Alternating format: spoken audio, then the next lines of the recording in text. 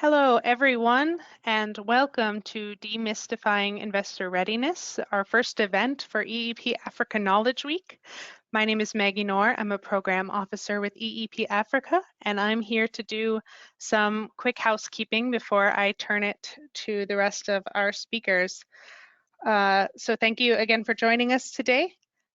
If you have any questions during the session, you should have over on the right-hand side a small bar that says questions where you can write your questions and send them to us. So you should see on the screen the agenda for today. We'll have welcome and remarks by UC Reading, followed by a presentation by Open Capital. And after their presentation, there will be an opportunity to ask questions about that presentation.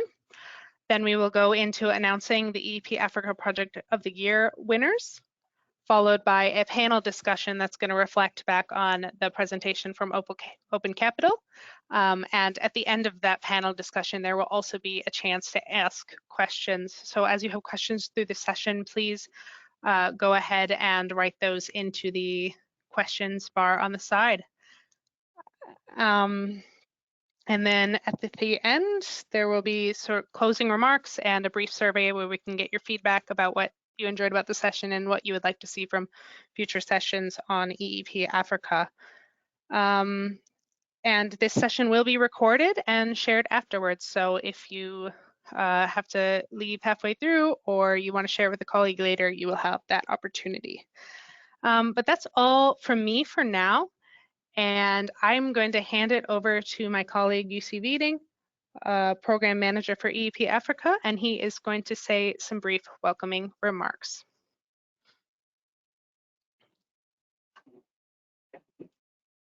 Thank you, Maggie. And yeah, welcome all to the 2023 Knowledge Week, also from my behalf.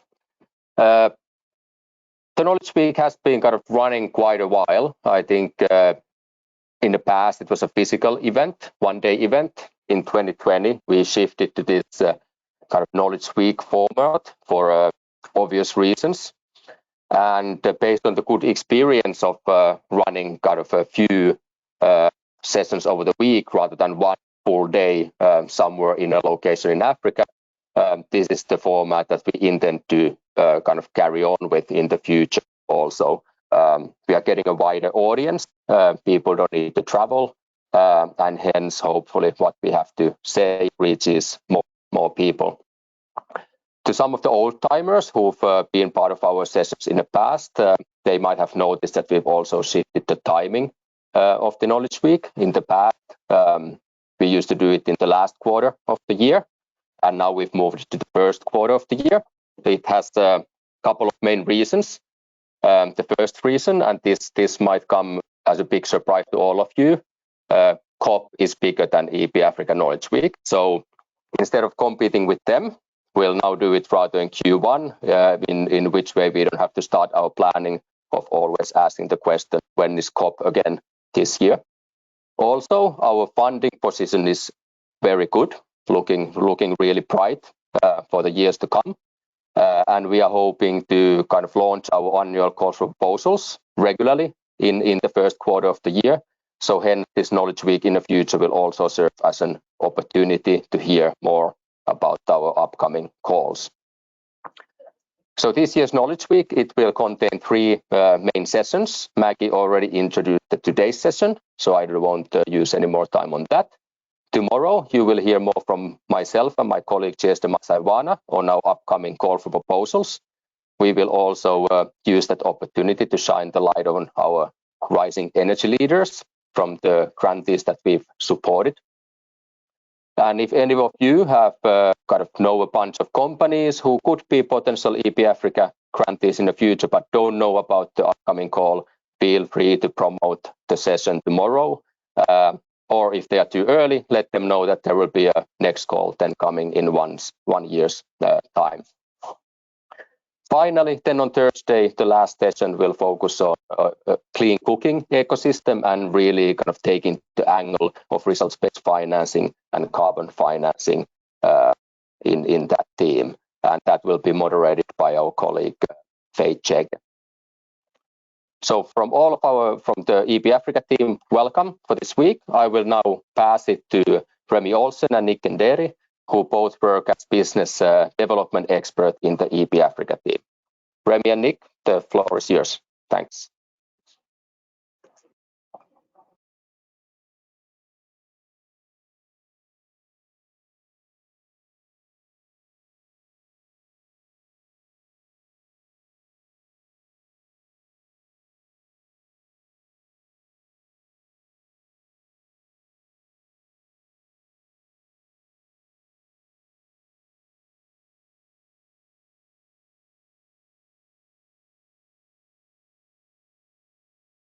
Remy, we can't hear you.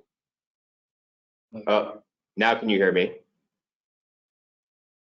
Yeah. Okay, great. So perfect. Thank you everyone for joining. What we will be walking you through today is a quick session on demystifying investor readiness. So my name is Remy Olsen. I'm a senior project lead at Open Capital based in Nairobi. Open Capital is a financial advisory and strategy management consultancy. So we focus on working with impact-based sub-Saharan African companies and helping them grow, scale, and raise capital.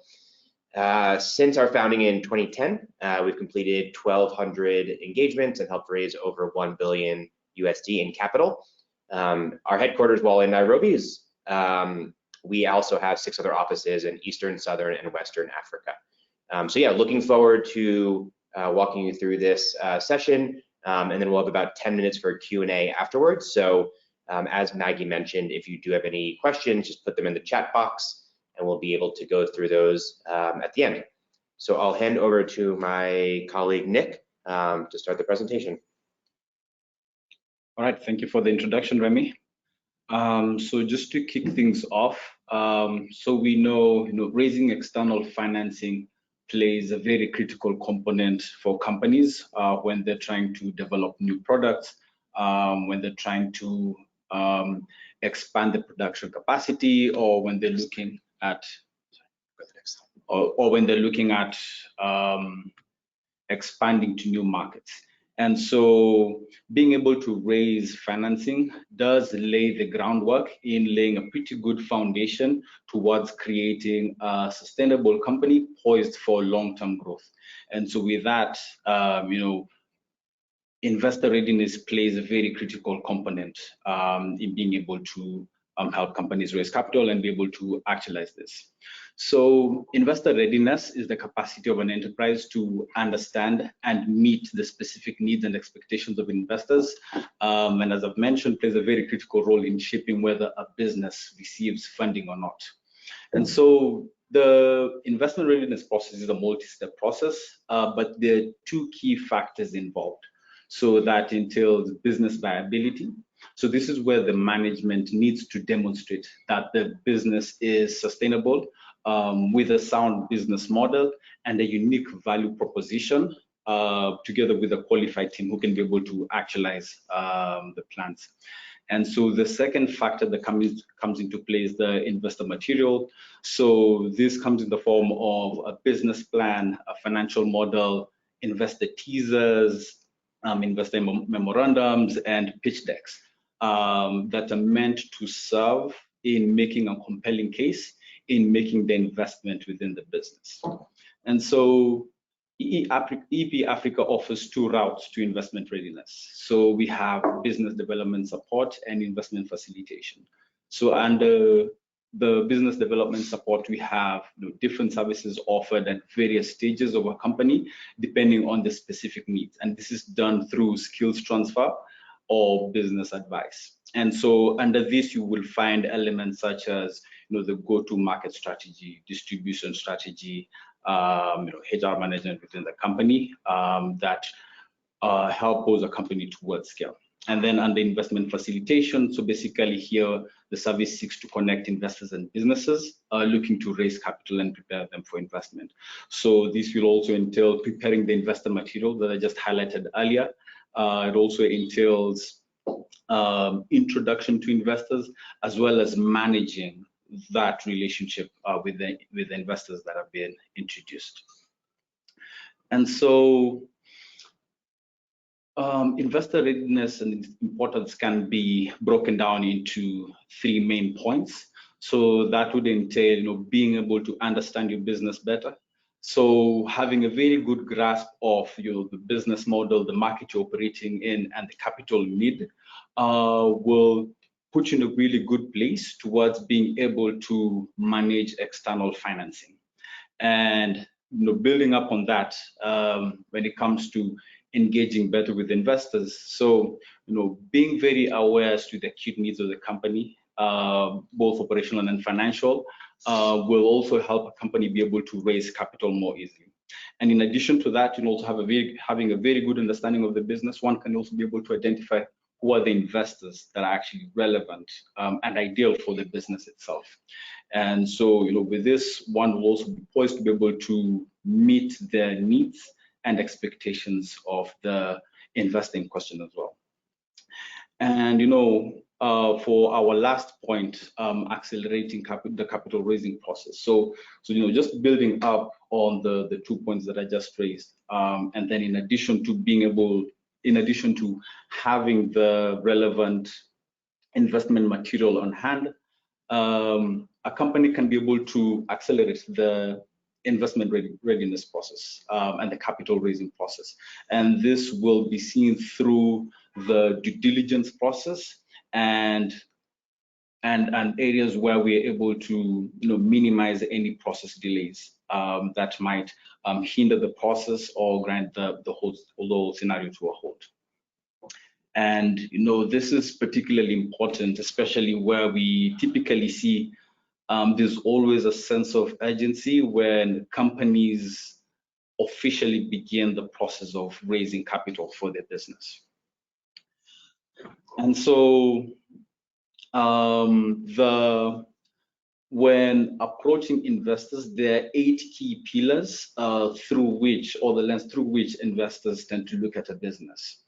And so, starting with the market landscape, where one is looking to see that the business has a clearly defined target market. They have a very good understanding of the competitive landscape and where they come in, as well as the key risks that come into play in this market and in relation to the business itself. So on the next point of the business model, the company needs to show that it has a proven and efficient processes and partnerships to ensure the implementation of the model. So this is also in relation to ensuring that the business is also showing that they have a pretty good product market fit. And then we have the team. So the investors also want to see that the company has a competent and motivated team running the company who can be trusted to be able to implement on the business model, to be able to actualize any growth strategy and be able to steer the company towards success, and who can be able to manage investor funds properly in the process. And then the other point would be on traction to date. So basically just looking at the trends of how the company has been operating over time to be able to have some sense of a picture as to how the company could potentially perform in future. And then we have the growth market strategy. And this is typically articulated through a detailed financial model or projection and detailed either pitch deck or business plan that highlights what the future plans of the business are.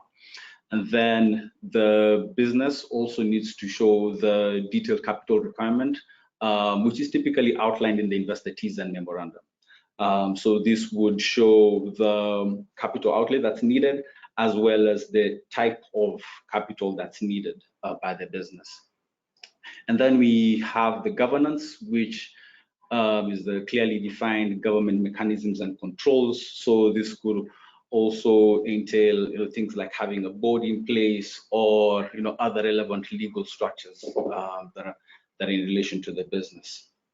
And so last but not least, we have the impact, and the business needs to show that it has a very good understanding of the impact that its product or service is having to the consumers in the market or whichever landscape that the company is playing in. And it also needs to show that they have monitoring plan in place to be able to track progress over time. So this is pre-investment and post-investment. And something else I would also like to add is, depending on the investor, you might see or you might find a scenario where investors are focusing on very specific aspects out of all of these key pillars. And this is very dependent on the investor, depending on what's most relevant for them at the time. And it could be through a myriad of factors, such as, let's say, the stage of the business, the stage of the business that they're currently operating in. Yeah, and so with that, I'd like to hand this over to my colleague Remy for any additional remarks and to take us through the next stage of this presentation. Great, thanks, Nick. And so, yeah, just kind of holding back on this slide for a second. As Nick said, these are the 8 key pillars in terms of what investors are looking for and things as an entrepreneur you should be very easily able to articulate. Again, depending on the investor and depending on the person, they might have kind of varying priorities of which of these 8 they focus on the most. But having a very clear story and baseline for all of these is really important, because once kind of one is not fully built out or thought through, it can really just make your entire pitch fall apart. So, and then that leads us nicely into the next slide. So we've been focusing a lot on what really is important. Why is this important? What are investors looking for? But it's also really important for entrepreneurs to know that there is some kind of additional research they have to do from their side, right? So there are many different types of investors out there. And so it's very important for you to understand kind of where the investors are focusing their time and efforts and focus, and then seeking out those specific investors so you're having the right conversations with the right people. So 4 kind of key areas where it's really important to focus your research and make sure you're having the right investor conversations are geography, sector focus, ticket size, and capital type.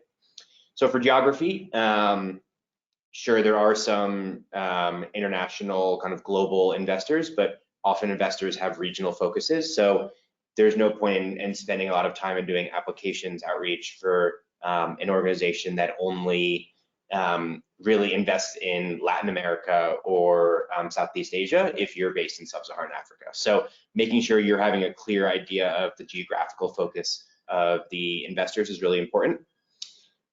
Second is sector focus. So again, while there are impact investors that might be a little bit more sector agnostic as long as it's impact based, there are various investors that really do just focus on specific sectors, whether it's healthcare, energy access, etc. So getting a better understanding of what type of sectors they focus on and making sure it aligns with your business model.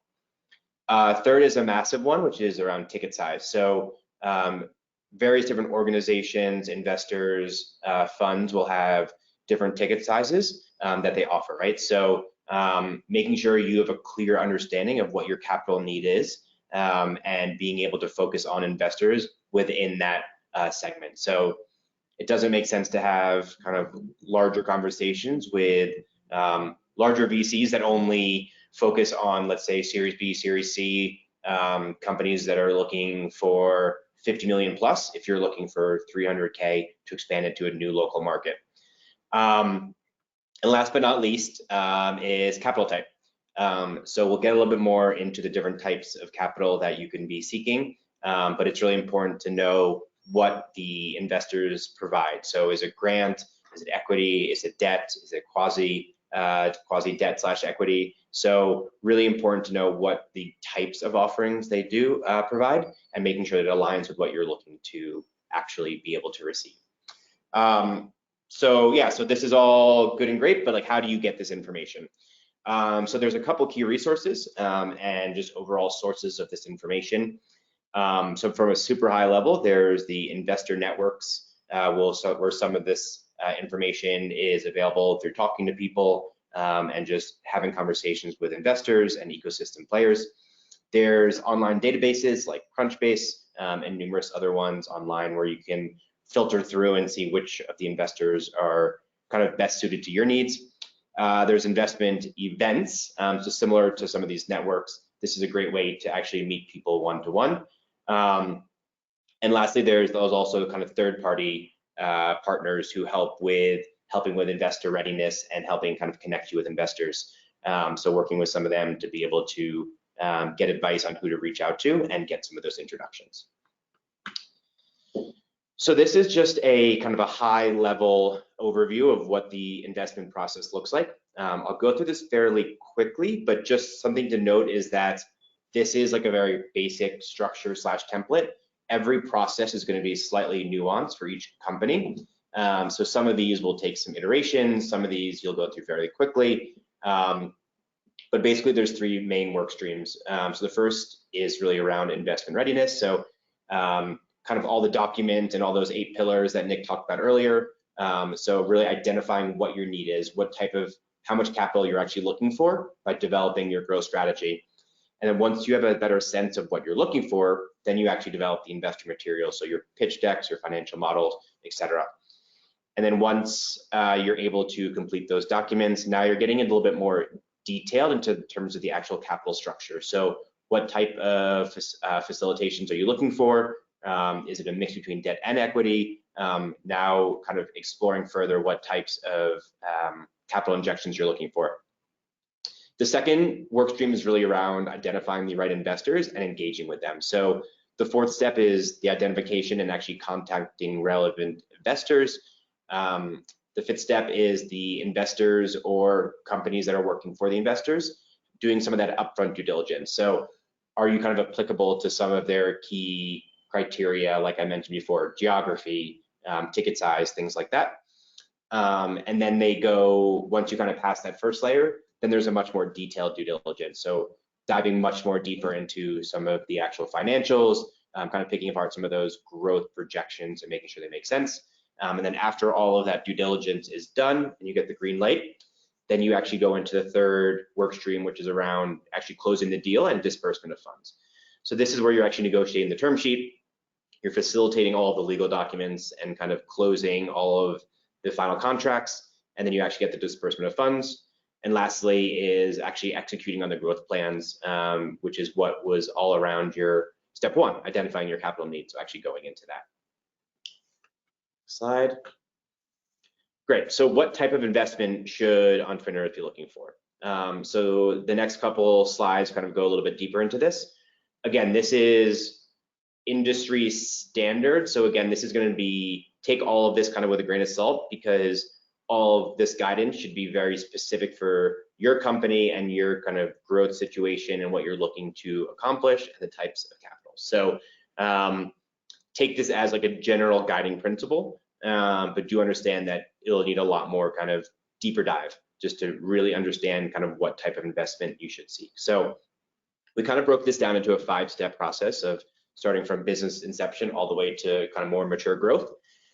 So for business inception is when you're first starting off, right? So often this is done through sweat equity and bootstrapping. So kind of being able to push everything yourself, relying on family and friends. Obviously, this is not applicable to everyone, but it is for people to either choose to do this because they don't want to sign up for interest on debt products or whatever it may be, or kind of can't even access commercial funding at this stage. So this is going to be for your early stage startups. And then once you get a little bit more mature in terms of your overall business model, this is where you are not quite commercially sustainable yet, but you can start applying for grants. And so this is going to be the cheapest form of money, but I will say that there are a lot of other kind of requirements that come with this, right? So often having to make sure that there's maybe some co-financing or additional sweat equity that you have to put in. So while grants are absolutely fantastic, I wouldn't just rely on grants for all of your fundraising. And then the next slide. Great. And then the last 3 kind of growth stages are early growth and mature. And so for early, often what we see is more of an equity type of investment from angel investors. So you're still you're post revenue, but you're not really fully profitable yet. So you're still kind of in that proof of concept phase. You might not have as much traction to be able to attract maybe some of the other larger investors. And so here's where you're going to be focusing on giving up equity because you are seen as a little bit of a more higher risk. So this is where you're going to focus on angel investors. And then as you get into more of like that medium growth post profitability, this is where kind of quasi equity or kind of mezzanine financing is also something that is very popular. So this is more going to come from probably more of the VCs. And so while you're scaling and you are successful, you're still kind of seen as medium risk, haven't really hit that full long-term traction, even though it looks like you are getting close.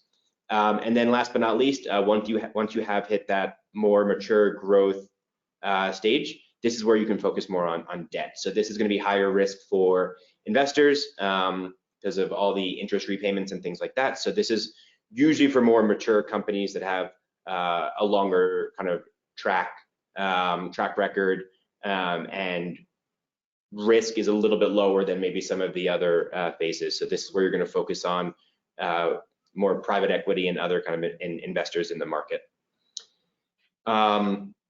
So yeah, so I know we went through a ton of information very quickly. I wanted just to make sure that we did have enough time for the Q&A. And so happy to open up now for questions. Maggie, if there are any questions in the chat box. Hi, thank you guys both for a very interesting presentation. We have one question right now. I would encourage the audience, if you do have other questions, please send them through to us. But I will start with the first question we received, which starts with a statement. So it says, it's always an issue of risk and at most times a lack of trust in the investee. How do you create a balance between investor financier expectations vis-a-vis entrepreneur needs to give assurance to investors and financiers, as business is always risk-taking? Yeah, no, it's a good question. And it always is tricky for how can you kind of prove your business model and make investors feel more confident. So I'll kind of answer it in two parts. The first is those kind of 8 pillars we focused on, really making sure that you do have those kind of locked in, and those are massively important for any investor, making sure that you really have thought everything through kind of start to finish. And then I guess if I had to focus on maybe 2 areas that would really help kind of bring relief to investors as much as possible are twofold. So one would be know your customers. So there's tons of demographic information out there and high level numbers of market opportunity, and that's fine. But if you can really prove to the investors that you know your customers and you know that your product is truly serving their needs, and having some actual, whether it's data or qualitative insight into that, will be really, really important to know that the market opportunity is something that's real and it's not just high level demographic numbers. So knowing your client and your customer is very, very important. Secondly, I would say know your numbers inside and out. I think as you get into some of that that more kind of robust due diligence, investors will kind of poke and prod around some of your traction to date, and especially when you get into some of your kind of growth expansion, what those projections look like, and what your profitability will be like in year 1, 3, 5 onwards. You will get follow-up questions on that. So the second that you kind of start not really having true, full, data-backed and proven answers is when you lose credibility. So making sure you know your financials and your projections inside and out and you feel very confident in how you calculated those will also help bring a lot more comfort to the conversation and help the investors. So hopefully that's kind of a long-winded answer, but hopefully it's helpful. I think that was a good answer. We have gotten a few more questions now while you were answering that. So the next one would be somebody asking, what's the place for blended finance?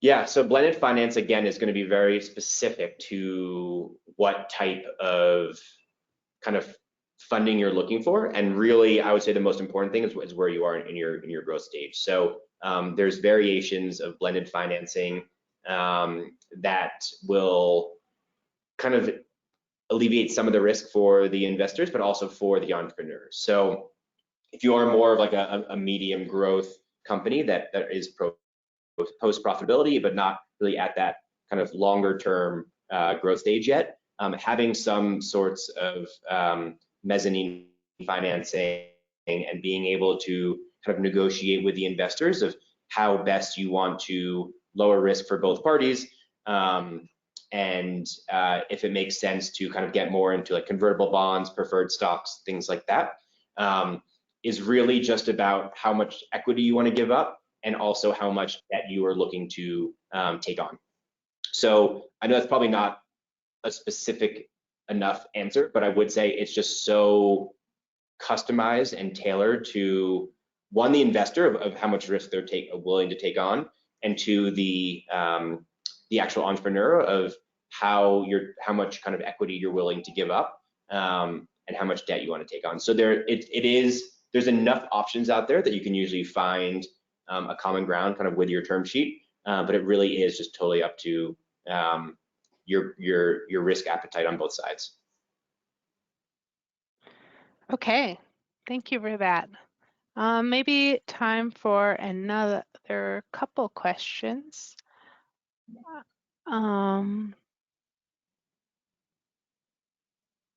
So here's a question that's sort of specifically about part of the package that companies are putting together. So how do you create a qualified team when you need to raise capital and therefore recruit competent, talented resources?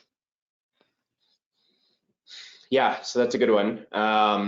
So, I mean, there's numerous ways to do it, right? So there's either you do it internally and you have someone that just kind of leads all of your BD work, your outreach, has a really good kind of investor network and can truly understand like what a solid term sheet would look like for your specific company.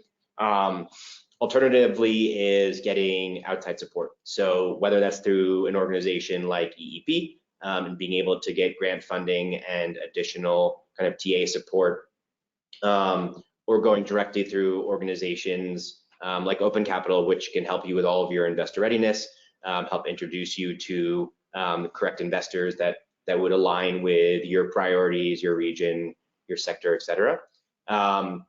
I would say if you are going to be recruiting, just making sure the person has raised capital before.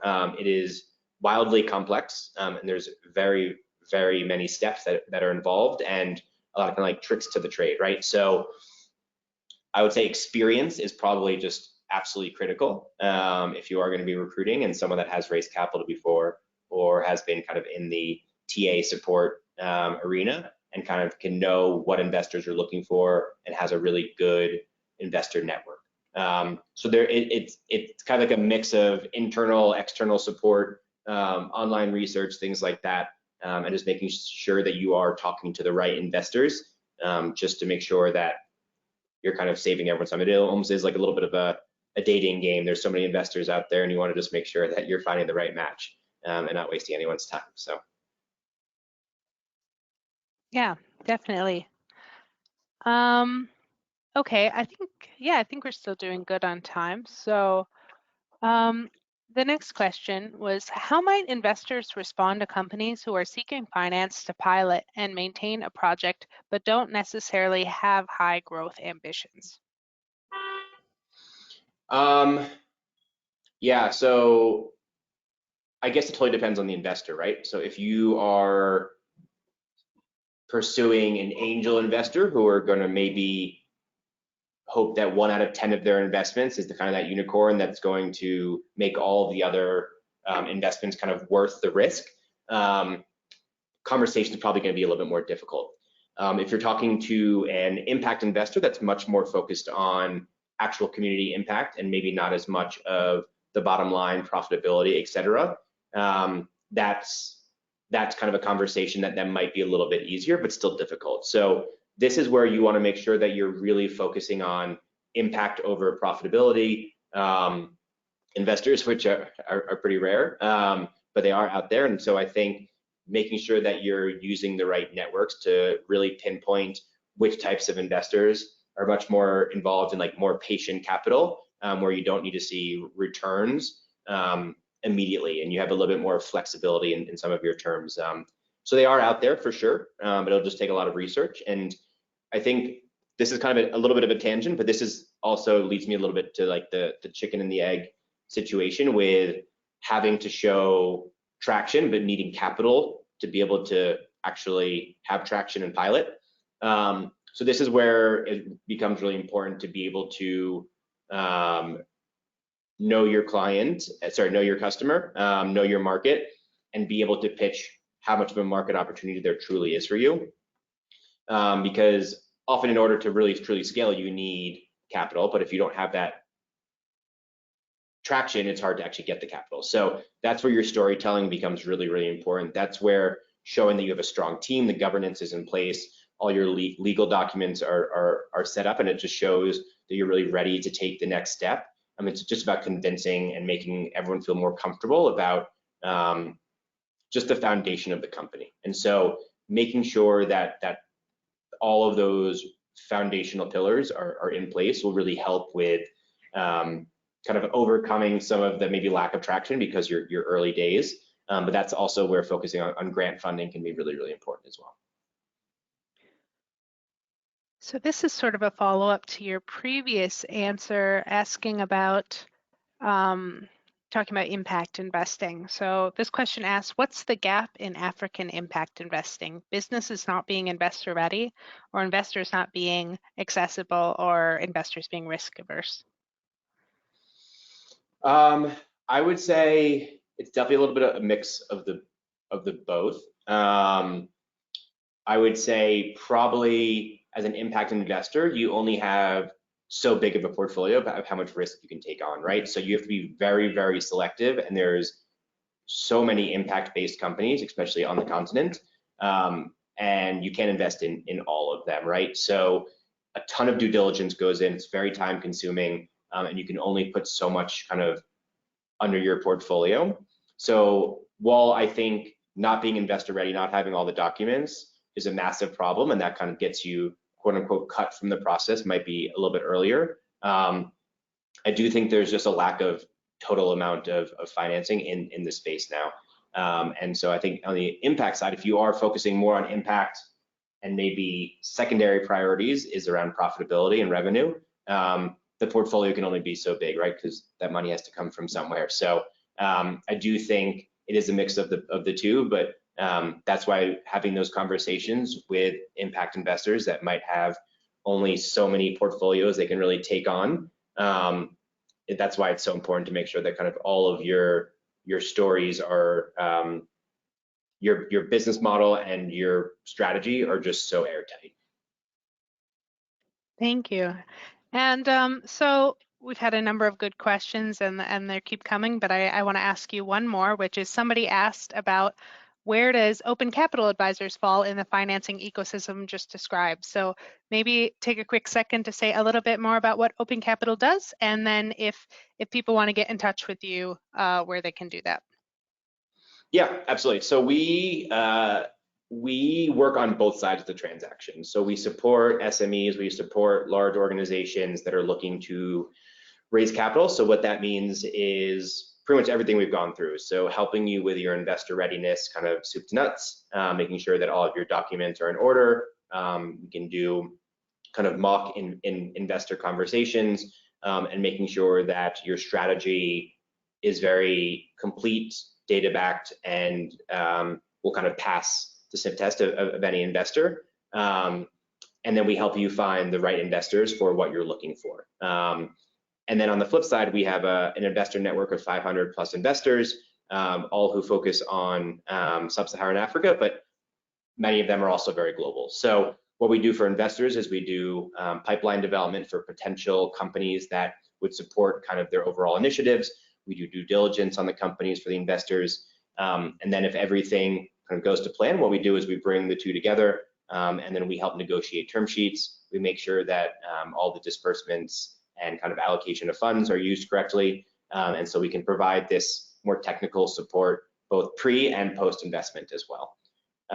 So I know that was pretty quick, and that's like one of the minor things we do. But we also are a management consultancy, so we kind of help any company with their issues and help them with kind of solutioning that. So whether it's creating growth strategies, helping with internal optimization, helping increase recruitment and improve kind of internal financial tracking and policies and procedures, kind of a litany of solutions we can provide custom to the issues and opportunity areas for our clients.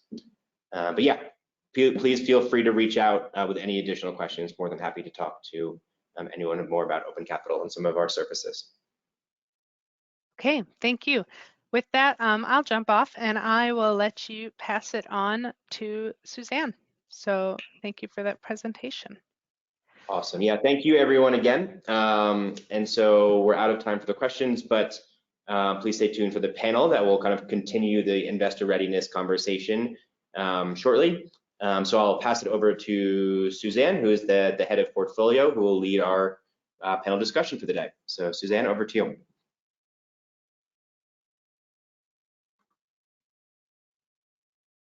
Thanks a lot, Remy.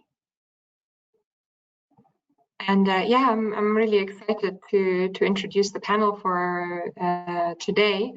But before we go to the panel, as Maggie mentioned in the introductions, we will take a few minutes to announce the winners of the EEP Africa Project of the Year Award. The Project of the Year Award recognizes outstanding achievement and innovation by our EEP Africa grantees during the past year. And for that, companies were in the EEP Africa portfolio were invited to submit a nomination for the award and had to demonstrate significant and verifiable achievements during the past year in terms of innovation, delivery, impact, and/or fundraising. This year, we had some excellent nominees and couldn't decide on just one winner. So similar to last year, we again split the award into two, one for a startup project and one for a scale-up project. And I have with me Ari GD from SIMA Funds and Sam Grant from CLASP, who were both among the jury selecting the winners. And I will ask them to announce the winners. So Ari, will you start us off with announcing the winner for the scale-up category, please? Yeah, hi, Susanne. Thank you. So I hope you can hear me, right? Great. So firstly, I would like to reiterate what Susanne just mentioned. Guys, it was pretty difficult for us to boil down to two institutions. Firstly, I would like to thank all the four institutions, ACE, Millennium Engineers, Mobility for Africa, and SocoFresh, for the kind of work that you have done. It's amazing, the accomplishments you have done. So it's a very, very tough job. So, but eventually, the results, the award should go maybe to one or two. So that's the process. Having said that, the 2022 Scale-Up Project of the Year award goes to Mobility for Africa. And congratulations, Mobility for Africa and team. Thank you. I don't know if I should have my team screaming in the background. We're very excited.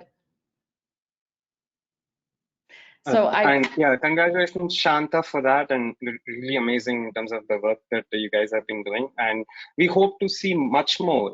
Just it's a stepping stone, right? We hope to see much more, and make EEP and us proud. Yeah, we're looking forward actively for that. Thank you. I don't know, should I say a few words now? Yeah, yes, please, Shanta, absolutely. go ahead. Yeah. And I'm sorry, my camera, I don't know, something is not working on my Mac. So I apologize you can't see me, but I'm in Harare and we're all very honored and excited to get this recognition. It's been a long, long journey, but I'd really like to thank EEP. We became part of the EEP family, I suppose, at a time when we really needed allies. And their flexibility and their curiosity and support in trying to do something completely out of the box was really important for us getting to the stage where we could raise financial institutional investment. And we're in Zimbabwe, which is not the capital startup of the continent. And the fact they're here and the fact they have amazing local knowledge was critical in our success. So I really want to thank the EEP colleagues for all the support, and we're very, very excited. Thank you. Wonderful. Thank you, Shanta. I'd like to hand over to Sam now to announce the Project of the Year winner for the startup category. Right, thank you, Susanne. Yeah, it's a pleasure for me to announce the EEP Project of the Year startup winner as Millennium Engineers. And I think that the judges, as already stated, it was an incredibly difficult choice. All 4 companies that were finalists had incredibly impressive 2022s. But Millennium Engineers stood out, especially in the startup category, with their holistic approach to really tackling the entire supply chain challenge of fishing productive use on Lake Victoria. Their user-centered design, working with technology providers to really create a product and a service offering that was fit for purpose. And not only that, the team engaged a wide range of stakeholders, everyone from fishermen on the lake to politicians in the capital, different financiers. And so engaging such a wide range of stakeholders can be really a real challenge. And Millennium Engineers seems to be doing that effortlessly. So we wish you the best of luck as you continue to scale going forward.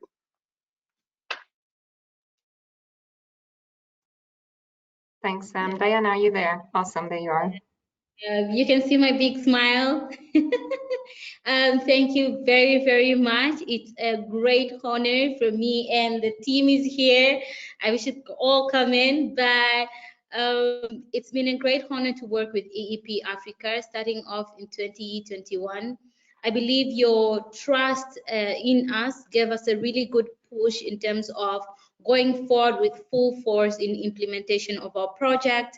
And it also invited a lot of other new investors, and also just having very good conversations with EEP Africa in terms of all the challenge on the times that we experience challenges, having those intimate, close conversations and tackling problems together really pushed us forward in understanding that it is not just an investor-investee type of relationship, but it goes closer into holding each other's hands to achieve common goals that we have placed from the beginning of the project. And we look forward to much more collaboration, not just with EEP Africa, but with different other stakeholders and partners while we address such challenges in our communities. We are currently based in Mwanza, Tanzania, where beginning of the project, our head offices were in Dar es Salaam, and we had to relocate as the management office here in order to further have hands-on project coordination and implementation, and being on the grounds with the people while we develop the project as well. Once again, I would like to thank all the team from EEP Africa, SNV, together with all the esteemed judges in terms of coordinating and coming up to us being one of the winners today. Thank you very much. Thanks so much, Diana. And thank you, Ari and Sam, for those introductions. And again, congratulations to Shanta and Diana, also from the whole EEP Africa team. And just to reiterate, I know from the selection process that the judges were very impressed with your achievements, and the whole team was really happy with the choice of winners. So these are very well-deserved awards. So from here, let's proceed with our panel discussion. We're a few minutes ahead of time, which is fantastic. Allow me to introduce the panel members, and do please all switch on your cameras. So our panel will be joined by the 2 Project of the Year winners, Shanta Blumen and Diana Mbogo. And in addition to our 2 investees, we also have with us 4 experts who work extensively with early stage businesses in the clean energy access space. We have Chris Werdeman, who heads up the advisory arm of Mirova Santander. Mirova Santander provides debt capital to companies in the distributed energy space in sub-Saharan Africa and also expanding to Latin America and East Asia. And they're also exploring new sectors such as e-mobility these days. We also have with us Ruth Wairimu, who's a senior associate with Acumen. Acumen invests in early stage, innovative, highly impactful and sustainable businesses that aim to tackle poverty. And we could also convince Ari and Sam to stay with us for the discussion. Ari is a partner at SIMA Funds. SIMA provides commercial capital and advisory solutions to create and scale profitable businesses that target the bottom of the pyramid. And Sam Grant, last but not least, he's Senior Director for Clean Energy Access with CLASP. CLASP is an international NGO focused on improving the performance of modern appliances and equipment. And as such, they're also working very heavily in the energy access space and supporting early stage businesses to deliver high quality and sustainable solutions to customers globally. So quite a full panel. Shanta, I know you're with us on audio, so glad to have you there as well. And yeah, a wealth of expertise and experience here. So I think we have time for about 3 to 4 questions before we open up for Q&A. Let's get started then. My first question, I want to follow up on one of the slides that Remy and Nick spent a bit of time on. They spoke about what investors are looking for. And there was an almost daunting number of factors, from market landscape, traction to date, growth strategy, through to the impact. It's a lot to get right for an entrepreneur. And thankfully, they also mentioned that much of this, or the extent of how much you have to deliver here, depends on the stage of where the company is at, and also the investor. But a question to the impact investors on this panel, Chris, Ruth, and Ari. Can you elaborate a little bit more on where the non-negotiables are for you in terms of investment decisions? And which items are you willing to work on or fine-tune post-investment decision? Where do you need 100% compliance? Chris, could you start us off, please? You're on mute. Mute. Yeah, that might make sense to unmute myself before I start talking. Thank you. And thank you for giving the opportunity to be on the panel. Now, for us, I think it's we look at 2 things which are non-negotiable. First is, does the proposition fit our fund mandate? So does it have the impact that our investors want to see? Is it in the right sector, in the right region, in the right? So that's kind of the first clearance that we do. And that's a non-negotiable. And then if that's a yes, we move to the next stage. And I would say the most important there is that the economics make sense. So we look at the full picture of the financial model and everything that's in there, and just look, does this make sense? Is this something that's viable also in the long run? I see everything else as technicalities which need to be solved, and which can be solved in different ways, and sometimes that takes shorter or longer.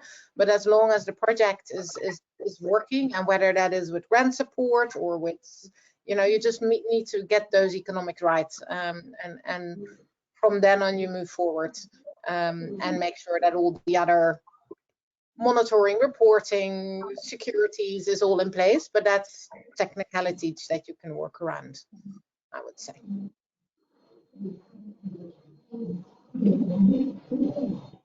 That's it. So on to the next, I think. I think there's a bit of echo somewhere, but I think we can figure it out. Ari,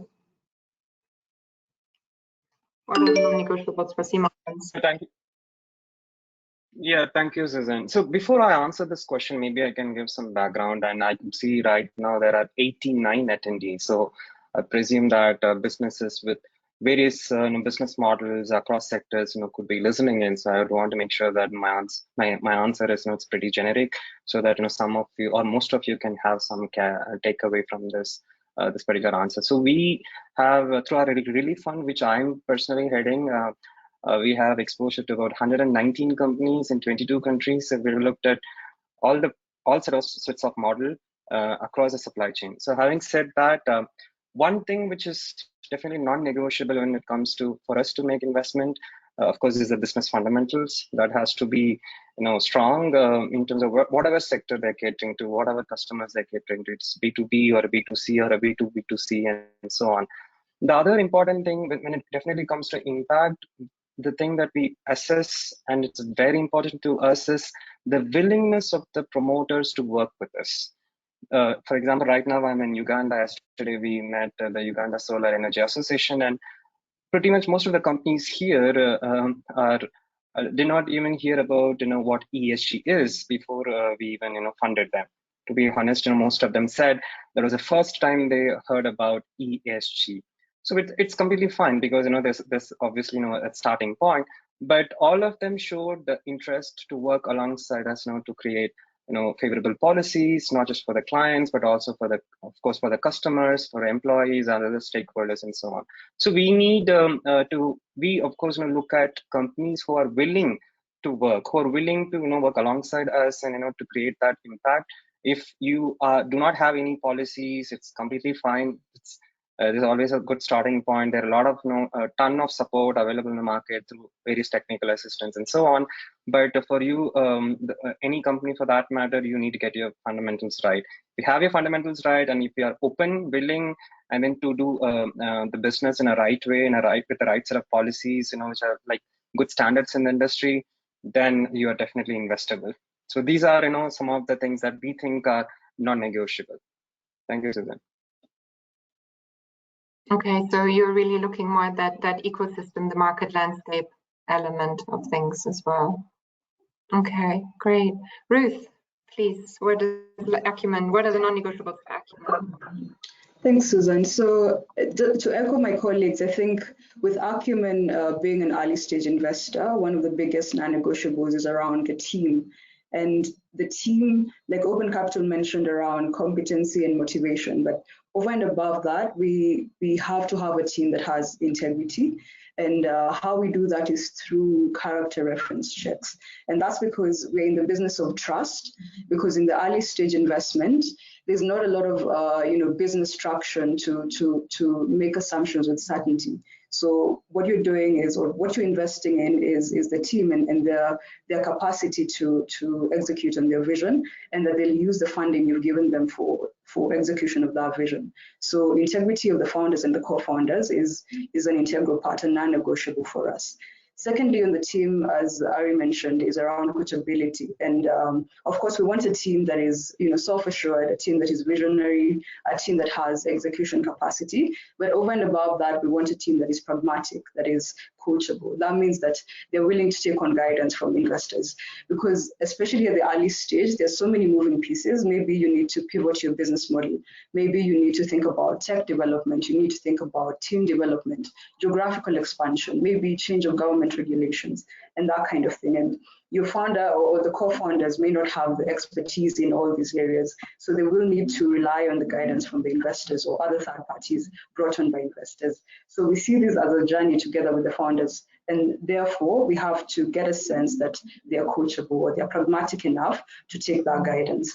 Thirdly, we look for impact-driven founders and co-founders, and obviously this might be contextual in the sense that some investors might not be as impact focused, but for Acumen, impact is at the center of our investment. Of course, business fundamentals have to be sound as well, but we have to get a sense from the team that they are actually in tune with the problem that they're solving, the scale of the problem they're solving, and the impact that solution is having on the people that they're serving. And that doesn't mean that the business has to be business to consumer. It could be business to business, but either at a supplier level, it's having a change in terms of, let's say you're an aggregator of agricultural produce, and you're supplying or you're sourcing from from smallholder farmers and you're providing maybe training, or you're providing a higher price of offtake than other aggregators. And in that way, you're increasing their yields and you're also improving their incomes. So it could be impact at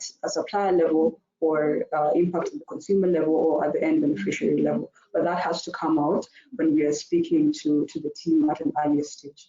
So the other non-negotiable for us is attraction and the monetization. So we don't have a firm, set in stone sort of level of revenue, but there has to be proof that there's demand for this product and that people are willing to pay for this product, right?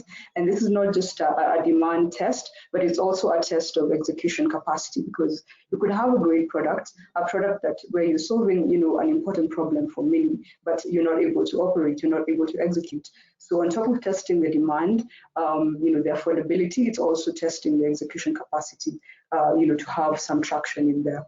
What we're willing to compromise on and have that as post-investment decision, I think, is around the governance. For instance, at an early stage, usually some of the companies will not have policies in place, may not even have a board in place, so that we can do post-investment.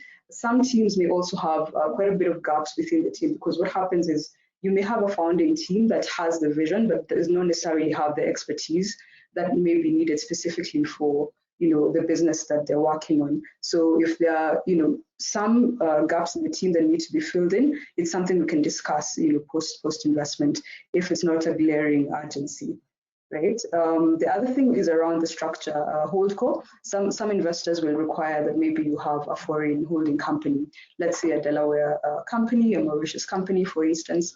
But for us, we are happy to start with a local entity, and then we'll have it baked into our agreements that if there is to be a holding company, let's say in Delaware or Mauritius, then we'll have a share transfer at a certain point down the road.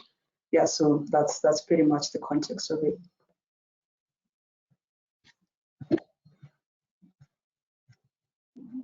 Okay, that sounds like still like a lot of these parts are relevant. A lot of those, I think it was 8 points, right? But yeah, different focus for different funders. Sam, do you have any points to add here on sort of, what should companies prepare for? You have interacted with funders, like you have the early stage grants, grantees, and as you move them towards further funding, I'm sure there's some thoughts you had in this discussion as well. I think product fit, product fit is really important. And at CLASP, we focus a lot on the technology, right? And so making sure that you have the right product fit, you've tested and tested and tested, that product or service in a real world setting. And I think that it hasn't been mentioned a lot here, but having a good story. And it's while it's, a narrative in a story is really important, and so to bring people along with you on your vision, right, on your journey, you need to be able to clearly articulate that story. Yeah, definitely. And I think having that story and then being able to actually support it with facts and figures and the passion and the expertise seems to be the summary, sort of, in terms of that really needs to be there. I want to look a little bit at what comes after an investment has been made, and there are 2 parts here. One is you have made the investment decision, and a company has just come out of that early stage grant funding, sweat equity, and they have their first round of equity investment or maybe in debt. What do these companies need at that stage from you as an investor or from the broader ecosystem? Could we start with Ruth on that? So I think one of the things we do is to help the companies think through their capital needs, and especially at an early stage point. And this is because a lot of entrepreneurs will underquote their rounds, and which means that shortly after they'll need to go onto another fundraising round or bridge rounds, which takes away from focus on the core business. So when we are looking at an entrepreneur and their business and then the capital needs that they're quoting for us, we sit down and think about, have you underquoted? Is this adequate? And you know what happens is that sometimes you find, especially in our markets, that the time and effort you take to, let's say, raise 500K is probably the same effort and time you take to raise $1 million, to raise 1.5 million. So getting the capital needs right, so to make sure that you have adequate runway, so that you're not needing to go back into the market to raise subsequent rounds, shortly after, I think is one of the ways that we support our companies. And secondly is through structuring, and a lot of entrepreneurs or some entrepreneurs may not understand like which instrument is optimal for which need, right? And you find some heavy capex companies that will quote, we want pure equity of 3 million or something, and they're capex heavy businesses, and equity is quite expensive, and especially at an early stage, if you're taking on a lot of pure equity, then there's a lot of dilution early on. So understanding and then sitting with them to understand what are your needs, what are the use of proceeds, and if it's something we can structure as a blended capital. So maybe you need 30% of equity, pure equity, and we can get 70% of debt or mezzanine financing. Then I think that is more optimal for the businesses in terms of being able to raise the right capital for them and still maintaining enough ownership that there's incentive for the business owners or the business founders to go the long way with this business. And so those are some of the ways that we support the businesses. Yeah. And then, like, as we come out of that immediate stage, and I'll come to Ari and Chris and also Sam in a moment to get more sort of insights. But just staying with you, Ruth, for a moment. So you have the company, you have sort of onboarded them, you have evaluated the capital needs, but that's not always a perfect process, right? So what we often see is that that investment is not a linear process, and companies will have raised equity, they will have raised debt, and then they come back for some grant funding, then they go back raising more equity. So how long do you how do you support the companies along those cycles as they grow, as they evolve?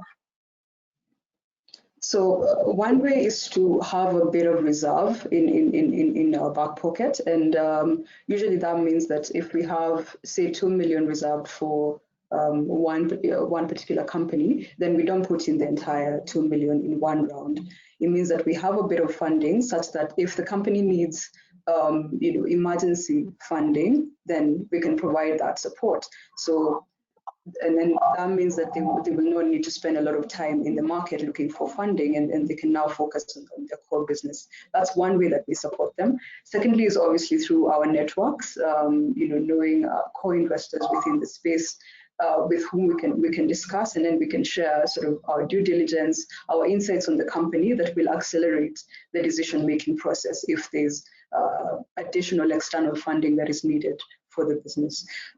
Thirdly is to keep track of the runway. So on a monthly or even sometimes on bi-weekly basis, we'll keep tabs of where's the company in terms of the cash flows. And the importance of this is to be able to keep tabs on when is the timing or when is it needed for us to begin to think through the company of additional funding, if it's 6 months down the road, if it's 12 months down the road, just to be able to anticipate their cash flow needs as soon as possible, because fundraising cycles take so long. So if you're able to preempt that the business will need funding at this point, then you can begin the process of initiating conversations, socializing the business to your networks, etc. Thinking through what the investor list is going to look like, what kind of funding instruments do they need, the size, what kind of inflection points do they need to have reached by the time they need to raise the next funding. So that's the kind of support that we provide. Awesome. I would love to be a company in your portfolio. a safe space to be in. Chris, from Arivazhagan funder perspective, what are your thoughts on that question of taking companies from that first round through to various cycles? That is most of the times when we come in. So that's for us. What I hear from Ruth, and that's nice to hear, is how they look at it from a first phase investor. Normally, because we provide debt funding, and we are looking at companies that just come out into that kind of bigger world where you look for larger ticket sizes.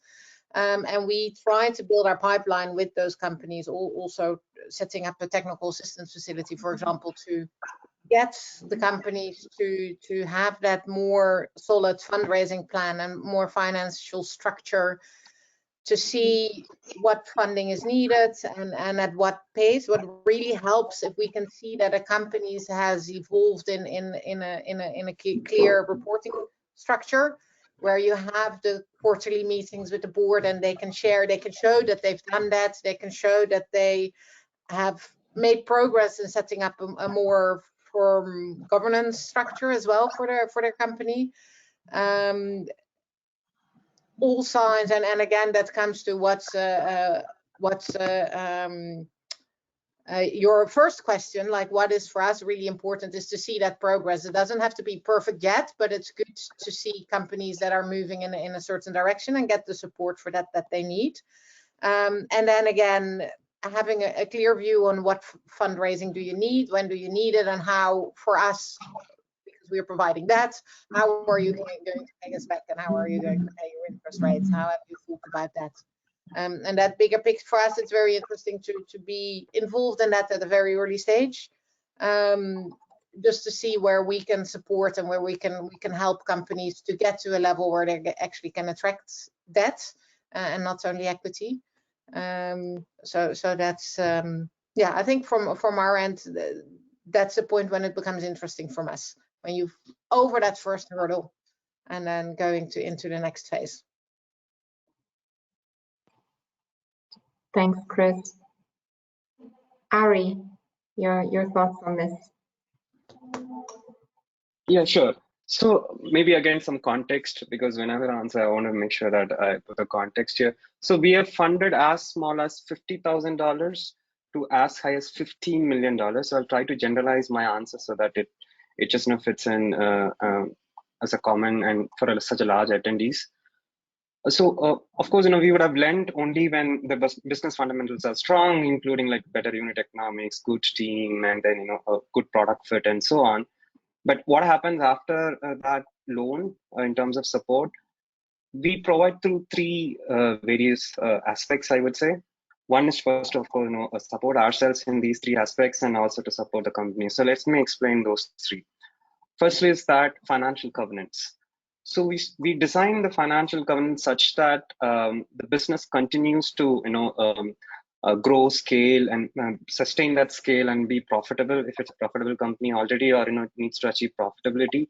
So they continue to do that, and if there's any deviation, of course, we work alongside them, and I'm in those covenants. So the companies need to take these covenants quite seriously. So they shouldn't think like, okay, just a covenant, if we breach it, it's okay, and so on. So they need to be quite professional and take it seriously, because these covenants are actually, the way we design them is to help the companies, in a better path. Of course, at certain business aspects change alongside, there's no doubt, but in that case, they can work alongside, and we can try and see how to amend those covenants, to better support these companies. So if they pretty much follow the covenants, work alongside, do proper reporting, then it is even good for them. We're trying to indirectly support them. Then the second aspect is that we always come back with certain conditions subsequent.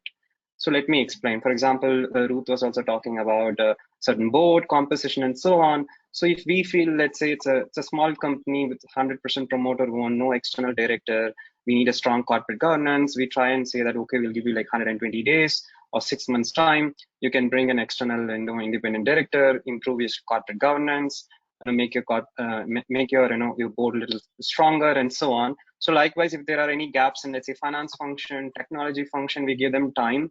We work alongside them. We even vet CVs for them to make sure that they bring right people on board.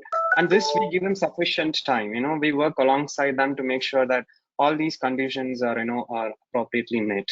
The third aspect that we do is that we give them certain targets on policies, largely oriented towards, environmental, social, and governance policies, which also includes gender action plan, so that these companies start looking at gender balance, because it's very important these days. And we again work alongside them to make sure that they develop these policies, and then not just develop but implement it, and then subsequently monitor it. So again, we do have some metrics in terms of how they're doing it. They report to us, and if all our borrowers who promptly follow these three things that I just mentioned, then it gives us a good confidence for us to support even further through a couple of ways. Number one, we can do a follow-up investments, which we have done in many institutions. We have given them a small amount of loan and then subsequently given them more debt. So because they've proven that they met the covenants, they comply on the conditions subsequent, and they've improved their policies wherever there are gaps, of course. And now those in such cases where we can't fund them, we have recommended them to our other investment partners. Strong recommendations we have given where they have made investments in these institutions. Even in those cases where we can't recommend, we have given references to them when an equity due diligence is coming up and so on. They come to us and ask, what is your take on these companies? So we have given them again strong recommendations of how they performed and so on. So all in all, I'm saying is that the companies need to look at this relationship as a long-term partnership. They should not construe or view it as, okay, we just got the loan, great, we just spend it, and reporting it's okay, let's take 30 days later, we can give whenever we want. And if that kind of lackluster attitude comes in, then it gives a very bitter taste, because the investor community is quite interconnected. So the word just spreads out, and then the future prospects get affected. So they need to act a little professional. There are always hard times in business, always. For example, if they need a certain waiver, they can promptly, like 15, 20 or 30 days come before and then say, guys, we are facing this problem, can you help us out? So we always, for especially the reasonable asks, we're always flexible. At least I think almost all of us in this room are impact investors, or one way or the other focusing on impact. We are reasonable, we are flexible, especially for reasonable requests, but they need to be professional. For example, one of our clients recently, like one day before the interest payment, they just come and then say, okay, I'm not able to pay my principal, can you reschedule? I'm like, what were you doing in the last 15 days? You could have come a little earlier, and so on. So they need to take the relationship a little bit more professionally. They need to be reasonable. Where we are reasonable, we are happy to help them as much as possible, but they need to respect us and we will respect them. It's like two-way relationship. So with these aspects, we promote them, we take part in them, we give good references, we support them as much as possible. And this way, like I mentioned, it's a long-term partnership. If they are considering us in such way, we'll be super happy to work with them, help them out as much as possible, of course, within our own constraints. So this is how, Susanne, especially on the gender policies or the environmental governance, social policies, we work closely with them to make sure that for example, when we invest in them, if they're like a version 1.0, by the time we exit, there'll be like a version 2.0, where they would have strong policies. They are like much more investable, and more investors can come and then invest in them. So this is how we support companies, Susanne. Yeah, thank you. Awesome. I think what I'm hearing among the three of you is really a request for professionalism, long-term engagement, and trust. Above all, trust in your investor, that they made a choice to invest in you, and they want to be there with you, and they want to help you. That sounds all really perfect. Sam, as a fellow grant funder, how can we help the companies to have this trust in the investors and help them guide them through this process of cycles, funding, etc.? Yeah, I think it's important to remember that that grant funding, the need for grant funding never goes away. You use grant funding. Grant funding is another form of investment. It's an investment in potential or realized impacts, typically, right? And you use grant funding to expand into new markets, whether that's geographically or different consumer segments, to test out new products and service offerings. And so I think, if we look at, grants as an ongoing need, I think ways that we can work with companies to make it easier for them to access those grants is one, making sure that there's strong monitoring and evaluation systems in place, right, to track those impacts, right, and to report those out, making that as painless as possible. No money is free. Grant money is definitely not free. Requires a lot of reporting typically, because they want us to verify and understand the impact that they're investing in. So building out strong processes around that monitoring and evaluation, I think, is really, really important, right? And that's an ongoing process. Even just basic accounting systems, right, to make it easy to report financials. So forget about more opaque impact metrics, but just basic accounting and making sure that books are in order so that reporting can be as seamless and easy as possible. And I guess also helping tell the story or make the case for the need to iterate. Ruth mentioned earlier, the need to pivot. And with the companies that we're working with, the companies are on this call. Often you'll enter into a market, you'll test out a product, it'll work for a little bit and then it'll fail, or you'll decide that you need to take a different position. And so I think encouraging and supporting flexibility and that pivot, which is not easy to do, especially if you've put your heart and soul into developing a product or business service, you see it fail, right? And so I think, there needs to be,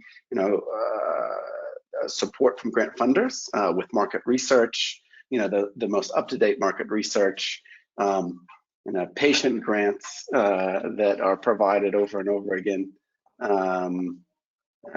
and an understanding and a dialogue with investors that this is a highly iterative process, right? And grants are, if you look at the Inflation Reduction Act, you see lots of companies receiving subsidies, right? Very mature, profitable companies receiving subsidies. You can go to, I was just reading a report today on Indonesia, $5 billion going to oil and gas industry in terms of subsidies for LPG cooking fuel. Subsidies, grants never go away. And so I think we can integrate them with commercial investors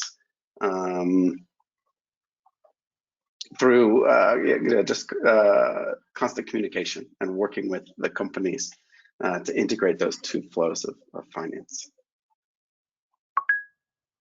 Yeah, definitely. It's a matter of working together and talking with each other.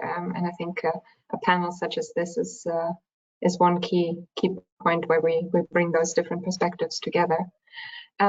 Before I come to Diana and Shanta, because I want to hear their views as well, I have one question that kind of leads into you both, to the panelists, and that's specifically on gender.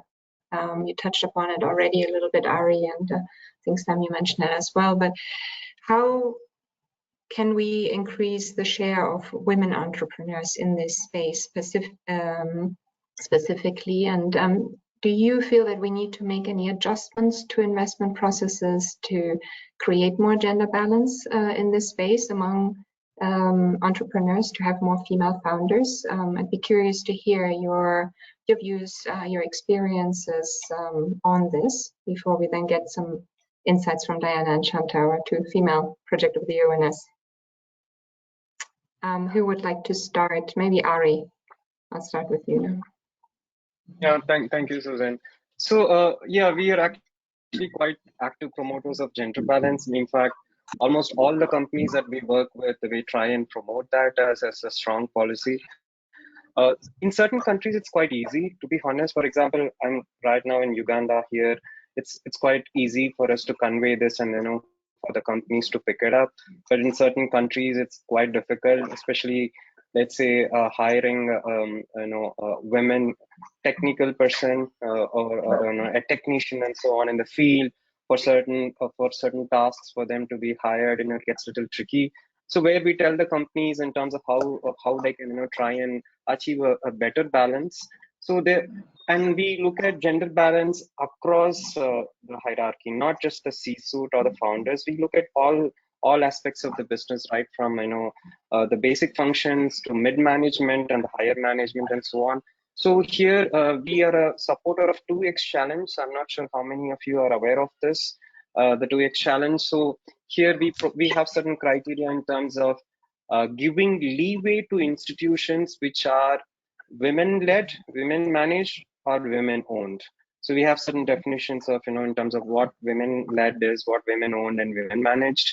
So for instance, one of the funds that we manage, an Ajax Relief Fund, we have given leeway. One of the criteria is that if they don't meet one of the criteria, but if it's a women-managed, women-led, or women-owned, we give them an extra brownie point. But it does not mean that we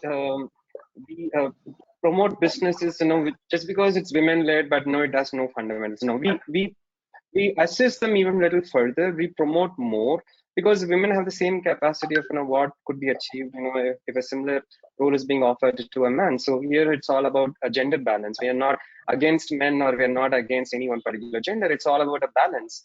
That is what we are trying to achieve here. So having said that, some of the approaches that we have done, giving leeway to institutions either through some of the criteria that we vet.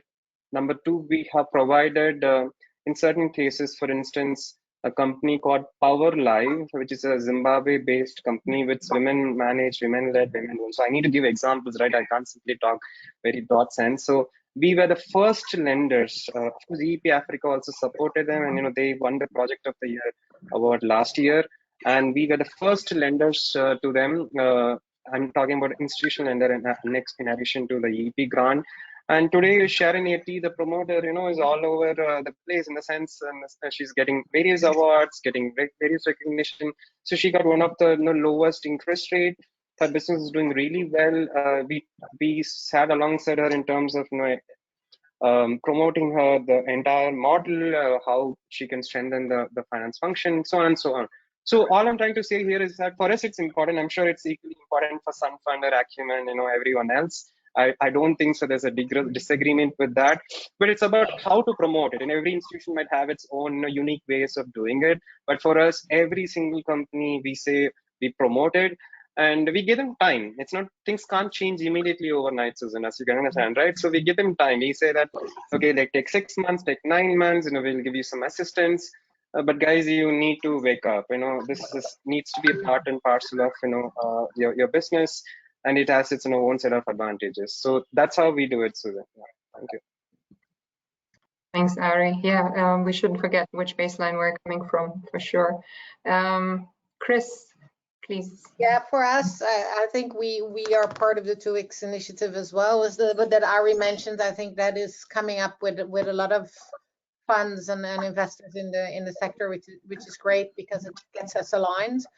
Our new fund that we just raised actually has quite strict gender targets in them, so we do need to go out and find the women-owned and women-led companies. In a way, the team is very excited to have these targets because there's no excuse anymore not to finance companies that are women-led but we have locally led and women-led. So there's two kind of, and even better is to have that combined, because then you tick 2 boxes and but it's great for the team to actually be able to spend some time on that. And we also set aside time and resources to help women get to the point where they would be able to qualify for loans from our fund. But it's becoming more and more important. The reason we do this is because investors are asking for it, like the investors that invest in our funds. So it's definitely something that is in movement, and it's, as Ari said, it's not going as quickly as we would maybe all hope for, but little by little. And on the other hand, companies that we have already financed, we are willing to help them to move in the right direction. And there's different ways how you can be a gender balanced company. You can have a female founder or management board, but you can also have products that actually help women on the ground. So that's also important for us to there's different ways of being gender balanced, and not every company has to tick all the boxes. But at least it would be nice if every company is intentional to do something gender balanced in their what's within their what works within their business. Yeah, I think it goes for almost all of us here. I guess that's something high on the agenda. Thanks, Chris. Yeah, Ruth, your experiences. Yeah, so as Chris and Ari mentioned, we are also cognizant of the 2X criteria, and when we're screening our companies, we do look at, are they serving women in terms of the end product or service? Are they employing women, or are they owned by women? So the 3 tiers, the entrepreneurship, employment, and consumption. So in terms of the entrepreneurship bracket, I think there's a lot of need there specifically with, capital disparity, with a lot of the VC capital in Africa, for instance, going to their male counterparts. And I think one of the complaints from female founders is that they have been receiving a lot of capacity building, lots of training, lots of mentorship, but when it comes to funding, there's a deficit there. And how we are supporting them to sort of close this deficit is by actively or proactively sourcing for female founders, right? Because if your pipeline just has, companies that are led by men, then obviously your portfolio is going to look the same way. So here we're trying to make sure that our pipeline is as diverse as possible to be able to get as many, female founders a first look at the very least, right? And we believe that will then transit into portfolio companies or investments into female-founded businesses.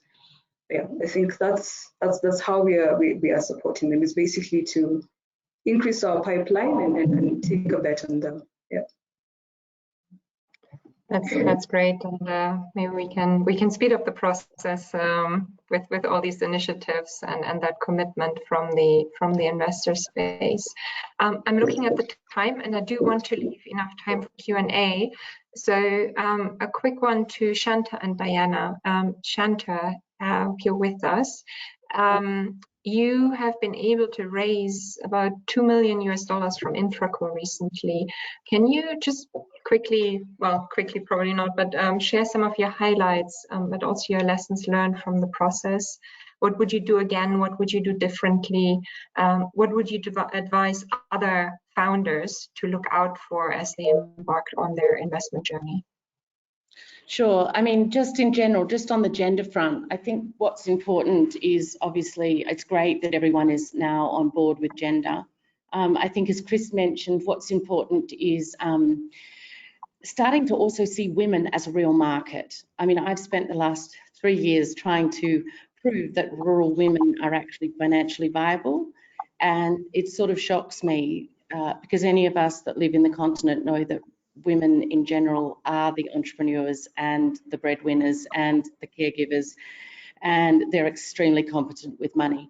So I sometimes find myself frustrated because I'm like, why? Just because they're not in the formal economy and we don't have as much data, intuitively, we know they're a bankable risk. So that's something I've been really stressing, and we're working in the transport sector. And I think what we also need to do is look at different sectors and understand how they're very much skewed, towards one gender or another. So transport, for example, is very much dominated by men. So it's also even more important that we get the gender perspective involved. In terms of Infraco, I mean, look, just in summary, I think, it's been really interesting to listen to all of the comments and feedback. I think the reality is for most startups to go from grant money to the serious investor institutions, it's very difficult because they want a $10 million ticket item or a $15 million ticket item. And as you've said, the transaction costs are the same. So, obviously 2 million was the minimum, but it was a lifesaver for us. So we managed to survive what's it called, the valley of death in startup language, you know, how you move from, you know, surviving off that grant money and your credit card and whatever else you're begging and borrowing, to get scalable or viable, to get to the table and talk to the big guys. I don't think that's easy. I think, my God, it's not easy. It's very hard. And my recommendations is you've got to have a plan B, of course, because things take much longer. You know, when I started talking to Infogov, it was a year, 12-month, 18-month process. So nothing comes quickly. So be prepared. And it's very hard when your runway is very short. I can tell you, my runways, we got to the end of our runway many times. And then you really have to be opportunistic. I know it's great if you can afford an open capital or someone to help you door knock, but most of us can't. So being opportunistic and just, as Sam said, telling stories. I mean, we started with a pilot, and we've been telling stories from our women and our customers from the very beginning. We've done research and invested in our own R&D, and that has been critically important, because we may not have all the numbers that we needed from the start, but we had a good story. And I think you've also got to be willing to pivot, of course, but you've really got to be willing to learn as you go and fail, the cliche of failing. Because I know that even this week, I sort of think I've got the plan set, and then I have a revelation, and it's obvious that it might need to be changed or modified. So I think very much, you know, all of the corporate governance issues that were raised are critical, and that was the very time-consuming, painful stuff. If you can find a pro bono lawyer, I recommend it, because the lawyers and the accountants cost a lot of money. And so, I mean, you know, the more you can have that in-house counsel or advice, so you don't have to spend money, is great. No, thank you so much. Yeah, I think that pro bono lawyer, like many companies would love to have that one available at their fingertips. Diana, you with Millennium Engineers, you've been doing really great work, going above and beyond what you actually originally set out to do, so really adapting to challenges. As an early stage startup, and after having listened to the presentations and the discussions today, what will you be looking for from an investor as you move forward in growing your business?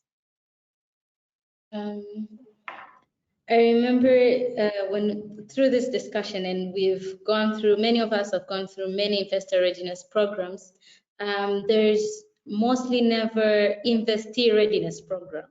And I would encourage that going forward. For our case, we do a little bit of due diligence for our investors. We've started that this year, we're going to start scale up from next year.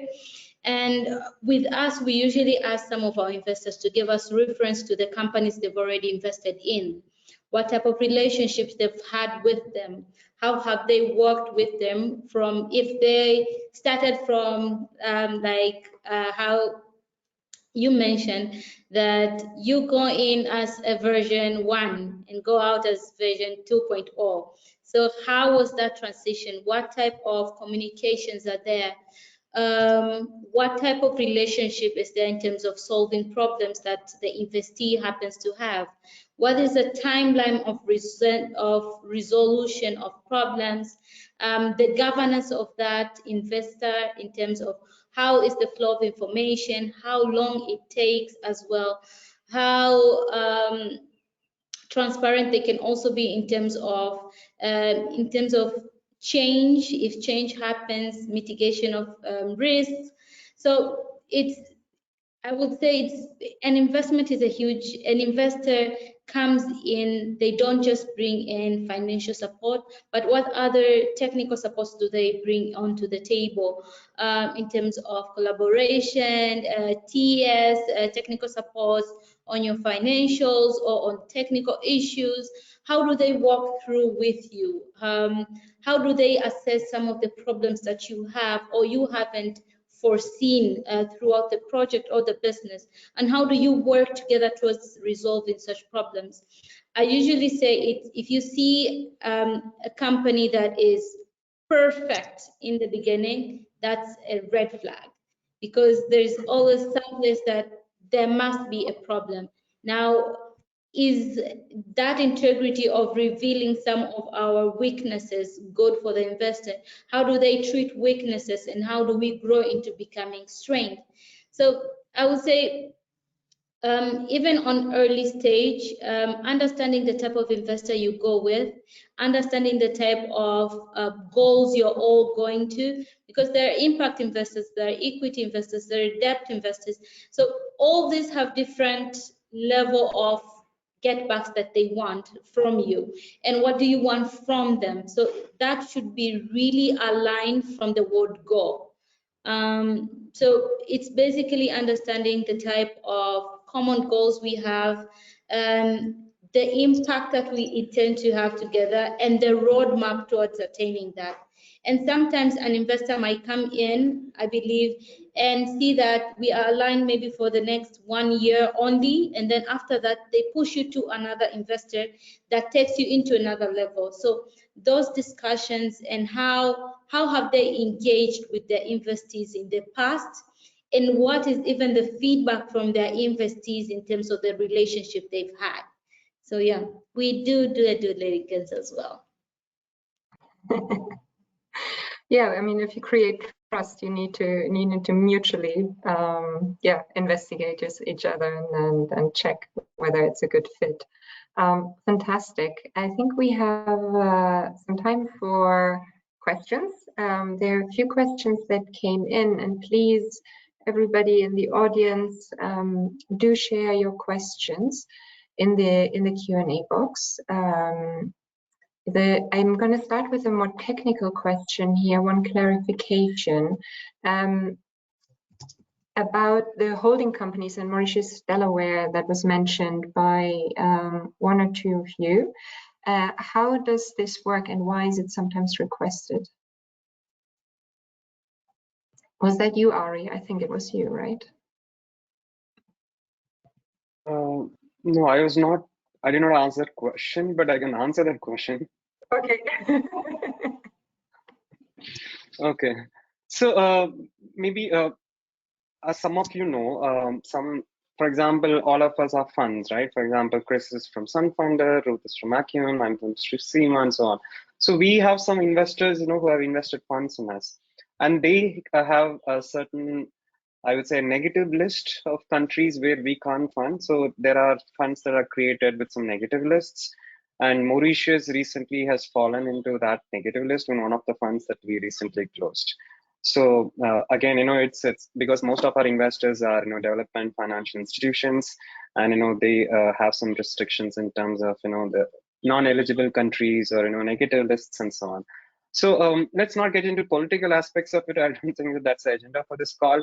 But however, if your company is based out in Mauritius, some of the companies are, you can't obviously change your holding structure just for you to get a loan. But there are other ways to get this problem or have a roundabout of this problem. So where is your operating company based? Can the loan be provided directly to that operating company? So something that we can definitely see, where a certain corporate guarantee from the Mauritius entity can be obtained and so on. So if there's a willingness, obviously this can be worked about. For example, we are giving a loan to a company in Chad.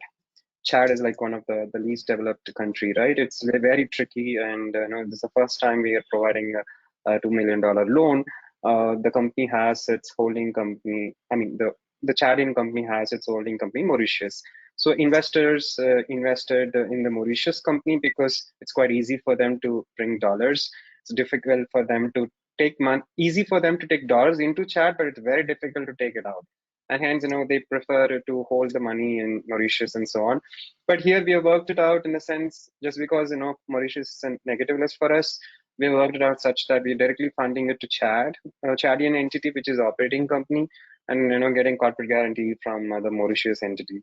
So we have found a round about this.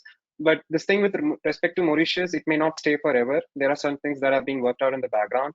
Tomorrow it might be removed from the negative list, and it could be like a positive list as it was before. For example, there are some top companies like with 100+ millions of top line companies that are actually having their entity in Mauritius. So it can't be changed overnight, but it can be worked around. So this is how we approach it, Susan. All right, thanks for stepping in there, Ari. If anybody else has anything to add on this point, but I think that was a pretty clear answer. Can I just add from a founder point of view, because the question is, what time should you be looking at that corporate structure? Because it costs money. I mean, I'm in Zimbabwe. No one wants to invest in Zimbabwe. I had to de-risk Zimbabwe as part of our investor fundraising, and obviously setting up in Mauritius was critical. I think the good news is Mauritius is now off the grey list. They crossed all the boxes. I don't know if it's official, but they pretty much worked on it. But regardless, the fact is that my advice when I was setting up was, don't rush to set up somewhere unless you've got a specific investor that's in that jurisdiction and demands it. So yes, you can set up a company in Delaware in 5 minutes, but if you don't have a big American investor ready, then there's really no point.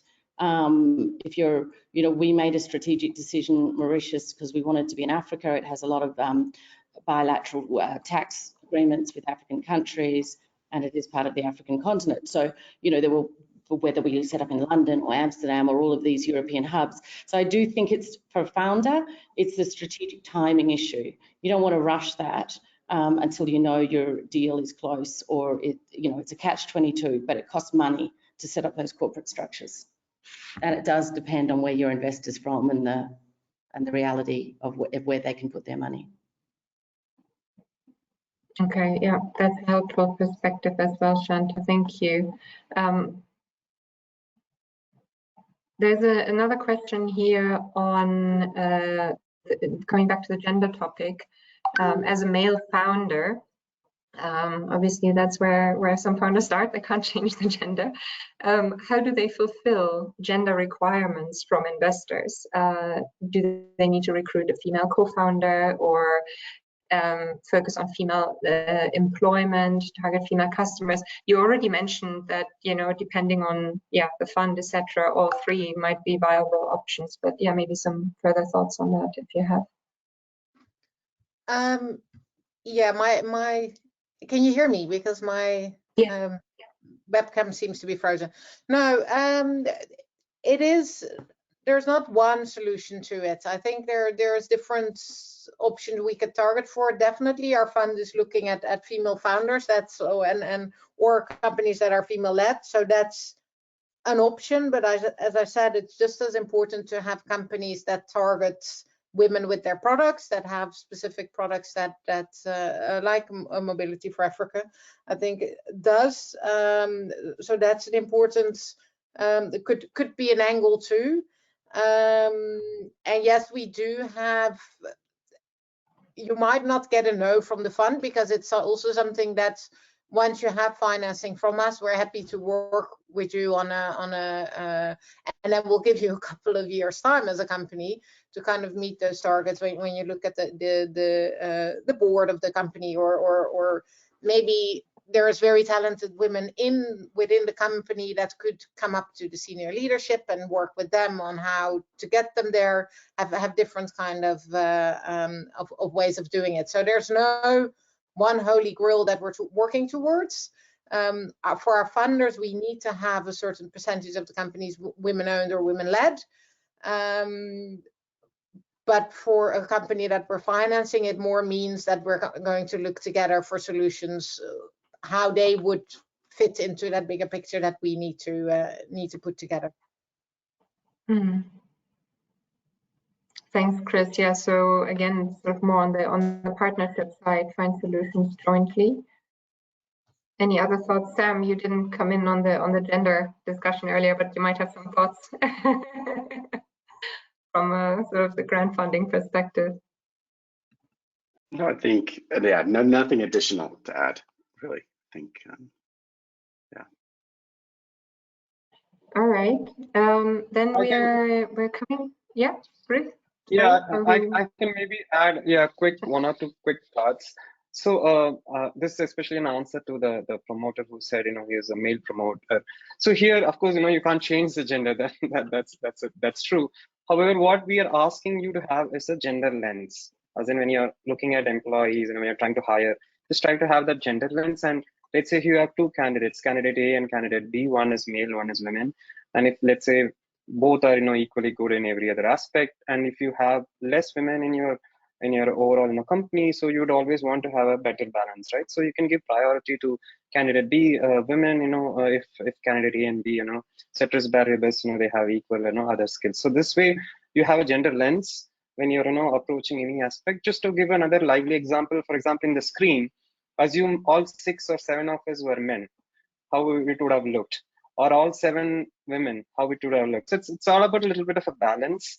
So we're not asking companies to fundamentally just focus only on women as some mentality thought. No, it's just a implement in each and every action of yours. Have the gender lens. When you look into certain aspects, like how EEP Africa has tried to balance the panel also out, because they looked into within a gender lens, right? So if you inculcate this within your process, it gets so easy. It's not difficult at all. It becomes a part and parcel of your process. So it will not be separated as a separate activity that you will have to do. That you have to go out, find women employees or so on. So it'll become a part and parcel of your overall activity. So inculcate it, make it part of your organization, make it like an activity that just it's so easily implementable. Yeah, thank you, Susanne. Thanks, Ari. Yeah, I think finding that balance is really important. I would like to just from the investors, all 4 of you, Ruth, Ari, Sam, Chris, one last sentence on one piece of advice. You've given a lot of advice already, but just summarize it in one statement to close things off to companies that are looking for investments. What would that piece of advice be? I'll start with Ruth. I think this has been already shared through the panel, but I think to summarize is people will rally around a vision and not around a need. So it's important to have a very tight, a very compelling story, as especially as an early stage investor, to bring the investments on board. Thank you, Ruth. Chris. Yeah, we're maybe a little bit further advanced stage, and for us, I think focus on the foundations of the business, on what your business case was, does it look like, and do the economics make sense of it? Then the rest will follow. Thanks, Sam. Don't forget to measure and communicate impact. Yes, definitely. Ari. Yeah, so my piece of advice would be that get your fundamentals right in terms of your unit economics, your team, and product fit and so on, and your policies also right. If you have this, trust me, the investors will chase you. You don't have to chase investors. Investors will know where they need to go and invest. So get these right, and I'm sure you'll be super successful. Awesome. I think this is really helpful advice. I'm afraid that's all the time we have today. I want to thank everyone for staying with us throughout this 2-hour session. Please join me all in thanking our presenters and the panelists today for sharing their excellent and extremely valuable insights. I do hope that we managed to demystify investor readiness a little bit over the past couple of hours. Do please register for our other events this week. Tomorrow we have the presentation of our next call for proposals. And we also will have a discussion with the winners of the Rising Energy Leaders Award. And then on Thursday, we will have a session on building an ecosystem for the clean cooking sector. As mentioned by Maggie earlier, before you sign off completely, we would really appreciate it if you can just quickly fill in the short survey when you leave the webinar. And that just leaves me to thank you very much, everyone, and have a great rest of your day. Bye-bye.